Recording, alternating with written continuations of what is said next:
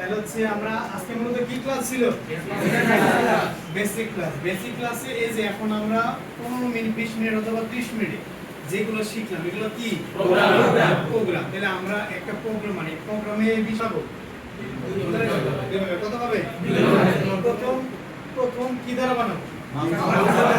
তারপরে তারপরে যেটা হচ্ছে আমরা কি তারপরে কি শিখছি যে অ্যালাইনমেন্ট। অ্যালাইনমেন্ট কত বড় পাইছি? প্রথমে কি পাইছি? রাইট এর জাস্টিফাই ভিজুয়াল বানানো সফটওয়্যার কয়টা? বাংলা লেখার সফটওয়্যার ফ্রন্ট কয়টা? ফ্রন্ট তিনটা। আর হচ্ছে ফ্রন্ট তিনটা কিন্তু সফটওয়্যার লেখার সফটওয়্যার কয়টা?